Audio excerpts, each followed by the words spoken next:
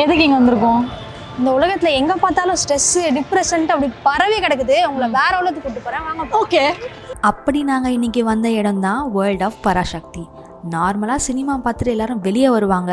நாங்கள் இங்கே சினிமாக்குள்ளே நடந்து போய் எக்ஸ்பீரியன்ஸ் பண்ணதுக்காக வந்திருந்தோம். செட்டோட என்ட்ரன்ஸ்லேயே எங்களை வெல்கம் பண்ணுற விதமாக ஃப்ரீ டிக்கெட்ஸ் கொடுத்தாங்க. அதுவும் இன்றைக்கி இருக்க கியூஆர் கோட் யூபிஎஸ் ஸ்கேன் மாதிரி இல்லாமல் கார்ட்போர்ட் டிக்கெட்ஸ் வேர்ல்ட் ஆஃப் பராசக்தின்னு நீட்டாக பிரிண்ட் பண்ணி கொடுத்துருந்தாங்க. அந்த டிக்கெட் எடுத்துகிட்டு முன்னாடி போன உடனே நாங்கள் பார்த்த விஷயமே 60s ரயில்வே ஸ்டேஷனை தான். அப்படியே ஒரு ரீவைண்ட் பட்டன் ப்ரெஸ் பண்ண மாதிரியே இருந்துச்சு. இப்போ இருக்கிற இந்த டிஜிட்டல் கிளாக், ஸ்டோன் பெஞ்சு இதெல்லாம் இல்லாமல் ட்ரங்க் பெட்டியோட போல் கிளாக், வுடன் பெஞ்ச் இதெல்லாம் போட்டு பக்காவாக ரீக்ரியேட் பண்ணியிருந்தாங்க.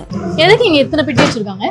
எல்லாம் பேசஞ்சர்ஸோட வண்டியா ஏறி போறது தான். இந்த மாதிரி ஏதாச்சும் கேட்டு விட்டாச்சு நம்ம காசு தான் சம்பாரிச்சிருக்கலாம். ஸ்டேஷன்னு சொல்லிட்டோம். அப்புறம் ட்ரெயின் இல்லைனா எப்படி, அதையும் போய் போன்ட்டு பார்த்தா ட்ரெயினோட என்ட்ரன்ஸ்லயே தீ பரவட்டும்னு சொல்லி ஒரு பெரிய பேனர்ல எழுதியிருந்தாங்க. அது இந்த படத்தோட தீமா இருக்குமா அப்படின்னு நிறைய பேர் யோசிச்சுட்டு இருந்தாங்க. உள்ள போய் எக்ஸ்ப்ளோர் பண்ணா வெளியில மட்டும் இல்ல, உள்ளேயும் அது 60s தான் அப்படின்னு நிரூபிக்கிற மாதிரியான நிறைய சீன்ஸ் அங்கே இருந்துச்சு. முக்கியமாக சொல்லணும்னா மொழி புரட்சி, ஹிந்தி திணிப்பு போராட்டம் இதை பற்றின ஐகானிக் மூமெண்ட்ஸான ஃபோட்டோகிராஃப்ஸ் எல்லாம் அங்கே ஃப்ரேம் பண்ணி எக்ஸிபிட் பண்ணியிருந்தாங்க. அதெல்லாம் இந்த எக்ஸ்பீரியன்ஸோடு சேர்த்து ஒரு நாலேஜையும் நிறைய பேருக்கு கொடுத்துருந்தது. நீங்க செக்கின் தான் வர போறாங்க, டிக்கெட் கொடுங்க. இது அந்த டிக்கெட்டே கிடையாது, இது என்ட்ரி இல்ல, ஃப்ரீ டிக்கெட். அந்த காலத்து ட்ரெயின்ல போயிட்டு இருக்கோம், ஒரு மூமெண்ட்டே இல்லாம உட்காந்துருக்கீங்களே. மூமெண்ட் ஜங்கு ஜங்கு ஜங்கு ஜங்கு நாடிட்டே இருக்கணும். எல்லாம் கோலி சோடா தரேன்னு சொல்லியிருக்காங்க பின்னாடி. கோலி சோடாவா? ஆமா. அதுவும் ஃப்ரீல தருவாங்களா, எப்படி காசு கொடுக்கணுமா தெரியல, போய் பார்ப்போம் நம்ம. ட்ரெயினை விட்டு கீழே இறங்கினதும் எங்களை பிக் பண்ண வந்த மாட்டு வண்டிங்க நிறையவே இருந்தது. அதில் மாடு மட்டும்தான் மிஸ்ஸிங், மற்றபடி லக்கேஜ்லேருந்து அந்த செட்டப்லேருந்து எல்லாமே அப்படியே இருந்தது. அதுக்கு ஸ்ட்ரெயிட் ஆப்போசிட்டில் அப்படியே 1960s போலீஸ் ஸ்டேஷனை அக்யூரேட்டாக செட்டாக வச்சுருந்தாங்க. சின்ன சின்ன டீட்டெயில்ஸான வாண்டட் போர்டாக இருக்கட்டும், ஸ்விட்சாக இருக்கட்டும், இல்லை கம்ப்ளைண்ட் எழுதுறவங்க கிட்ட இருக்கிற ஃபைல்ஸ், ஃபோன்ஸ், டைப்ரைட்டர் முதல் கொண்டு எல்லாமே ஒரு விண்டேஜ் வைபை கொடுத்துச்சுன்னே சொல்லலாம். இதெல்லாம் பார்க்கும்போது அந்த டைமில் போலீஸ் ஸ்டேஷன் எவ்வளோ ஸ்ட்ரிக்டாக இருந்துச்சு அப்படின்றத நம்மளால புரிஞ்சிக்க முடிஞ்சது. இன்ஃபர்மேஷன் போர்டு கொடுத்துருக்காங்க பார்த்தீங்களா? என்ன இன்ஃபர்மேஷன் கொடுத்துருக்காங்கன்றீங்க? சட்டத்தை மதிக்கிறவங்க அவங்க மதிப்பாங்களாம். உங்களுக்கு உதவ காவல்துறைக்கு உதவுங்கள். உங்களுக்கு உதவும் காவல்துறைக்கு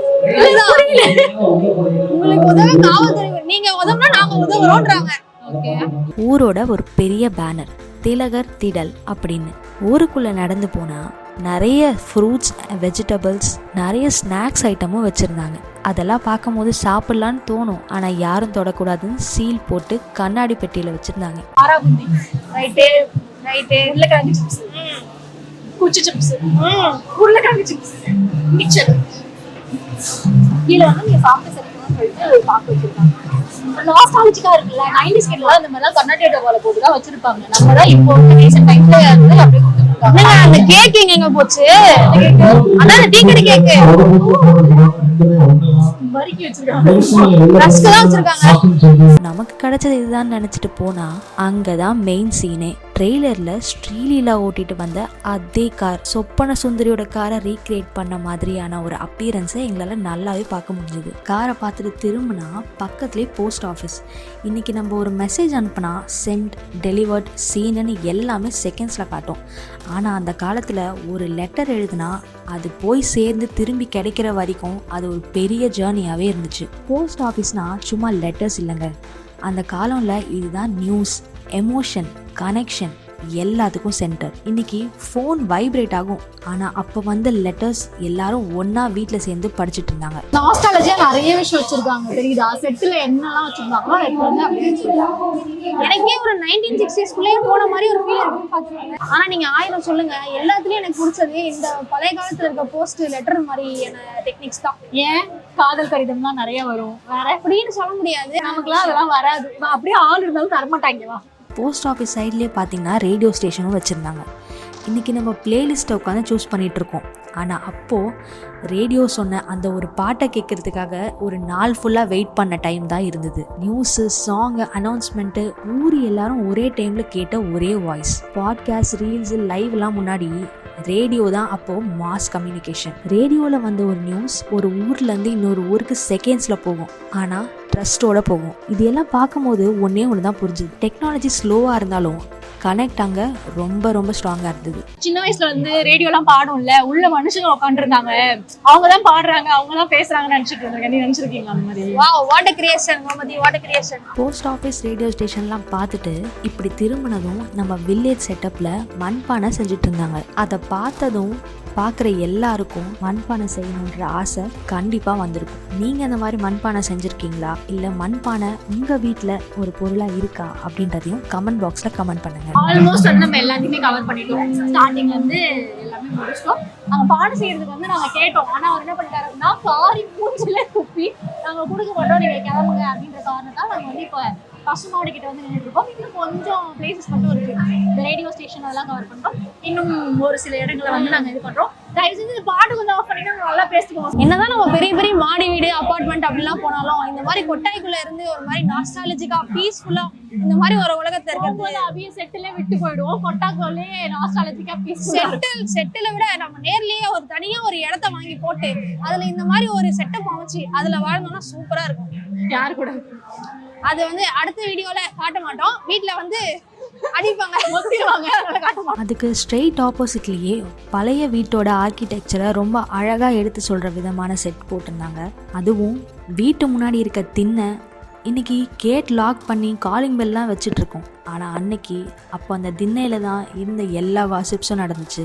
அது மட்டும் இல்லாமல் வர்றவங்க கொஞ்ச நேரம் உட்காந்து போகிறதுக்கு சௌரியமாக இருக்கட்டும் அப்படின்னு கட்டுற இந்த திண்ணை இந்த காலத்தில் நம்ம நிறைய வீடுகளை பார்க்குறதே கிடையாது. கூடவே அங்கே இருந்த நிறைய பாத்திரங்கள்லாம் நம்ம இதெல்லாம் பார்த்துருக்கோம், ஆனால் இதோட பேர் தெரியாது அப்படின்னு நிறைய பேர் யோசிச்சுட்டு இருந்தாங்க. உங்களுக்கு அதில் ஏதாவது ஒரு பேர் தெரிஞ்சது அப்படின்னா கண்டிப்பாக அதை கமெண்ட் பாக்ஸில் கமெண்ட் பண்ணுங்கள். நிறைய வந்து அம்மிக்கல் வச்சிருக்காங்க, ஆட்டுக்கல் வச்சிருக்காங்க, அப்புறம் மஞ்சள்லாம் அரைப்போம்ல அதுக்கு தனியாக கல் வச்சிருக்காங்க. இப்போதான் வந்து வி ஹாவ் மிக்ஸி, கிரைண்டர் இதெல்லாம் இருக்குல்ல. அப்போ வந்துட்டு கஷ்டப்பட்டு இட்லி சாப்பிடணும், தோசை சாப்பிடணும் அப்படின்னா அது தெரியும் என்னன்ட்டு உலக்க அதெல்லாம் நல்லா தெரியும். ஸோ இந்த மாதிரியான திங்ஸ்லாம் வச்சிருக்காங்க. வீட்டுல சின்ன வயசுல இந்த மாதிரி ஒரு சேர் இருந்துச்சு, அப்புறம் பெருசாக கூட உட்காந்து உடஞ்சிச்சு. பொதுவா இந்த சேர்ல வந்து வயசான தாத்தா உட்காந்துட்டு வீட்டு கதை, உறவு கதை, ஊரு கதை எல்லா கதையும் உட்காந்து பேசுவாங்க. ஆனால் சேர் நல்லா இருக்கும், ஒரு மாதிரி நாஸ்டாலஜிக்கா இருக்கும். போகும்போது செட்ல இருந்து தராங்கன்னு கேட்டு வாங்கி கொடுங்க ப்ரோ. இந்த காலத்துல வந்து 1000 கொடுத்து இந்த மாதிரி வெக்கேஷனுக்குலாம் இந்த மாதிரி வீடு வந்து புக் பண்றாங்க. ஆனா அந்த காலத்துல இந்த மாதிரி ஒரு வீடுனா தெரு ஃபுல்லா வீடு, ஊரு ஃபுல்லா இந்த மாதிரி வீடு. அப்பனா எப்படி இருந்திருக்கும் நீங்க நினைச்சாலும். எங்க vlog போனாலும் அப்படியே கூட பையில தூக்கி போட்டு போயிடும். இதுதான் மெயின் கிளைமேக்ஸ். செட்டோட தியேட்டர் செட்டப்புக்கு வந்துட்டோம். அங்கே இருந்த ப்ரைஸ் ரேஞ்ச் அண்ட் தியேட்டரை கட்டியிருந்த விதம் எல்லாமே வந்து ஒரு டென்ட் கோட்டா ஸ்டைலில் இருந்துச்சு. அந்த ப்ரைஸ் எல்லாம் பார்த்தாலே நமக்கு சிரிப்பு தான் வரும். தர டிக்கெட் 25 பைசா, பெஞ்ச் டிக்கெட் 50 பைசா, சேர் டிக்கெட் 1 ரூபாய். சேர் டிக்கெட் தானே வாங்குவீங்க? இல்லை, தர டிக்கெட் தான் உங்களுக்கு வாங்க போகலாம். இன்னைக்கு ஒரு பாப்கார்ன் காம்போவோட நீங்கள் போனீங்கனாலே உங்களுக்கு 500 ரூபாய் கம்மியாக வராமல் வராது. அன்னைக்கு 1 ரூபாய் தான் படம் பார்க்கறதுக்கு நீங்கள் அதிகபட்சம் கொடுத்த காசே. தியேட்டருக்குள்ளே போனால் பராசக்தியோட behind the scenes video and making வீடியோவை அங்கே டெலிகாஸ்ட் பண்ணி அதை வந்து ஒரு தியேட்டர் செட்டப்பில் ஆடியன்ஸ் எல்லாருக்கும் கொடுத்தாங்க. தியேட்டருக்குள்ளேயும் போஸ்டர்ஸ் எல்லாமே மூங்கில் பேக்ரவுண்டில் இருக்க பேனர் வச்சு ரியலிஸ்டிக்காக கிரியேட் பண்ணியிருந்தாங்க. இதெல்லாம் பார்க்கும் போதே ஒரு ப்ராப்பர் விண்டேஜ் வைப் கொடுத்துச்சு. இது வந்து ஒரு ப்ராப்பர் வந்து அந்த காலத்து சினிமா தியேட்டர். விண்டேஜ் ரொம்ப இந்த காஸ்டியூம்ஸ் எல்லாமே ப்ராப்பரா. பொதுவா இந்த மாதிரி ரீக்ரியேஷன்ஸ்னாலே வந்து அப்படியே சும்மா அப்படியே எடுப்பாங்க, நம்ம காட்டுவாங்க, அவ்வளவுதான். ஆனா இது வந்து ஒரு செட்டா போட்டு எக்ஸ்பீரியன்ஸா கொடுக்கணுன்றது வந்து ஒரு புதிய ஒரு முயற்சி. தியேட்டர்லேருந்து வெளியே வந்ததும் பக்கத்துலேயே புக் ஸ்டால் வச்சுருந்தாங்க. இன்றைக்கி ஸ்பாட்டிஃபைல லிரிக்ஸ் பார்த்து தப்பாக லிரிக் பாடிட்டு இருக்கோம். அன்றைக்கி நம்ம அந்த பாட்டு புக்கை வாங்கி பாட்டு பாடுற ஃபீலே ஒரு தனி ஃபீல் தான். அதே மாதிரி பராசக்தி படத்தோட எல்லா பாட்டுமே வந்து புக்காக கொடுத்துருந்தாங்க. அந்த ஸ்டாலுக்கு அப்படியே ஆப்போசிட்டில் ஒரு பயங்கரமான ட்விஸ்ட். மாடர்ன் டைமில் ட்ரெண்டிங் டெக்னாலஜியோட ஏஐ ஃபோட்டோ பூத் ஒன்று வச்சுருந்தாங்க. நம்ம ஃபோட்டோ எடுத்தால் அதை பராசக்தி படத்தோட ஒரிஜினல் போஸ்டர் ஸ்டைலாகவே ரீக்ரியேட் பண்ணி தர ஒரு செட்டப். அந்த ஃபோட்டோ பார்க்கும்போது பராசக்தி போஸ்டர் நம்ம ஃபேஸ் இருந்தால் எப்படி இருக்கும் அப்படின்ற ஒரு க்யூரியாசிட்டிக்காகவே மக்கள் எல்லாரையுமே அதே க்யூரியாசிட்டியோட அங்கே போக வச்சுது. இந்த புக்கு 1 ரூபாய், நாங்கள் வந்து பாட்டுலாம் பாடுவோம். நீங்களாவது புக்கு வாங்குவீங்க, நான் லிரிக்ஸை வந்து எழுதி பாடி பாடி வந்து நோட் மாதிரி என்னைக்காவது ஃபார்முலா எழுதி படிச்சிருக்கேன் நீ வாழ்க்கையில? இல்லதான், மேக்ஸுக்கு எனக்கு ரொம்ப தூரம். இல்லம்மா சொல்லுங்க. நாங்களே இந்த பாட்டு தான் அலைவோம். சீரியஸாவா? பாத்தீங்களா அந்த காலத்துல இருந்து இப்ப வரைக்கும் புக்ஸ்லாம் நிறைய போட்டிருக்காங்க. பேசாம இந்த மேக்ஸ் ஃபார்முலால இந்த மாதிரி பாட்டா வந்து கன்வெர்ட் பண்ணி கொடுத்துட்டீங்கன்னா எனக்கு ரொம்ப ஈஸியா இருக்கும். ரொம்ப அவங்க ரொம்ப அக்செப்ட் பண்ணிக்கிறாங்க அது. Reality bro. யா திருக்குறள் வந்து ஏறவே ஏறாது. தமிழ்ல ஸ்பெல்லிங் வந்துகிட்டே இருக்கும், ஸ்பெல்லிங் மிஸ்டேக் இருந்துகிட்டே இருக்கும். இப்ப பாட்டா வரும்போது பாருங்க சூப்பரா வருது. எது ஈஸியா வருதோ அந்த மாதிரி எடுத்து அதுதான் மியூசிக்கோட மகிமை. மியூசிக். ஐயோ நான் ஏதோ பேசிட்டு இருந்தேன், நீங்க வேற. ஓகே பாய் தான், நான் டக்குன்னு மைக் நீட்டுவோம். பட் இது ரொம்ப ரொம்ப நல்லா இருக்கு. அப்படியா? பழைய விஷயங்கள் திரும்பி அந்த காலத்துக்கே கொண்டு போலையா உங்களை? ஒரு பீஸ்ஃபுல்லான லைஃப்க்குள்ளார போறோம். இப்ப லைஃப் வந்து பீஸ்ஃபுல் கிடையாது. அப்ப இருந்ததுதான் பீஸ்ஃபுல் லைஃப். ஒரு ட்ரெயின்ல ஒரு ஜாலியா, இப்பெல்லாம் எல்லாம் உள்ளார வந்து என்னமா விற்கிறோம். நைஸ் லைஃப் அதெல்லாம். மிஸ்ஸிங். அதுக்கு பக்கத்துலேயே படத்தில் யூஸ் பண்ண எல்லா ஐகானிக் காஸ்டியூம்ஸுமே அங்கே டிஸ்ப்ளே பண்ணி வச்சுருந்தாங்க. இதெல்லாம் பார்க்கும் போதே நம்மளுக்கு ஒரு ஹோல்சமான ஃபீலிங்காக தான் இருந்துச்சு. அப்படி நிறைய காஸ்டியூம் வச்சிருக்காங்க பார்த்தீங்களா? அது எல்லாமே மூவில யூஸ் பண்ண காஸ்டியூம். அப்படியா? போகும்போது உங்களுக்கு ஒரு புடவை உருவி தரேன். நிறைய காஸ்டியூம் வச்சிருக்காங்க. இப்போலாம் வந்துட்டு எல்லாரும் டெனிம் ஷர்ட், டெனிம் திங்ஸ் எல்லாம் போடுவாங்க. ஆனால் இப்போ அந்த காட்டன்ல தான் வந்து ஷர்ட்டே போட்டுருக்காங்க. ஸ்டிச்சுடு ஷர்ட் தான் அதெல்லாம். மெட்டீரியலோ இல்லை வந்து நீங்க வாங்கி அப்படியே எடுத்து போட்டுக்கிற மாதிரிலாம் கிடையாது. ஒரு வாரத்துக்கு முன்னாடி கொடுத்து தச்சு அழகா எடுத்து போட்டுருக்காங்க. பாய்ஸ்க்கு கேர்ள்ஸ்க்கு மட்டும் தான். ஏங்க இப்ப எங்கங்க போட்டு வாங்கி தைச்சு நீங்க சொல்ற ஒரு பக்கத்து வீட்டுக்காரன் இல்லைன்னா ரூம் மேட் ட்ரெஸ் போட்டு போற காலத்துல இருக்காங்க. இது எந்த கோடியில காய்ச்சது நான் தெரிஞ்சுக்கணும். இது வந்து என்னோட சொந்த காசு கைஸ்.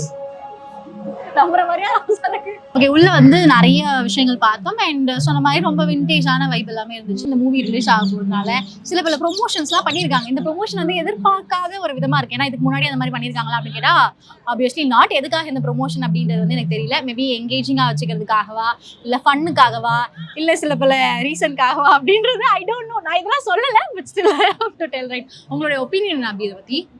எனக்கு வந்து பர்சனலாக இதெல்லாம் நான் வந்து 2Kல பிறந்தனால இதெல்லாம் வந்து நான் பார்த்ததே கிடையாது. ஸோ அதனால உள்ள போய் இதெல்லாம் எக்ஸ்பீரியன்ஸ் பண்ணது, இதெல்லாம் பார்த்தது லைட்டா சே நம்ம அந்த காலத்துல இதெல்லாம் எக்ஸ்பீரியன்ஸ் பண்ணாம மிஸ் பண்ணிட்டோமே அப்படின்ற மாதிரியான ஒரு ஃபீல் தான் கொடுத்துச்சு. பட் இருந்தாலும் பராசக்தியை பார்க்கறதுக்கு நான் வந்து கண்டிப்பா வந்துருவேன். அதனால பேசுது. கண்டிப்பா வந்து ஃபர்ஸ்ட் டே இல்லைனாலும் எப்படியாச்சும் நான் பார்த்துருவேன். நீங்க எல்லாரும் ஃபர்ஸ்ட் டேவே போய் பார்க்கணுன்றதுக்காக ஃபர்ஸ்ட் ப்ரையாரிட்டி கொடுங்க. ஓகே, உள்ள வந்து பொரியுருண்டை மட்டும் தரல, எங்களுக்கு வாங்கி தரல. ஸோ அது மட்டும் எங்களுடைய சேனல் ஹெட்டும் கேமராமேனும் வாங்கி கொடுத்துருவாரு. போகும்போது பொரியுருண்டை வாங்கி கொடுத்துருன்னு சொல்லிட்டு பொழந்து போடுவோம். ஓகே, வாங்க போகலாம்.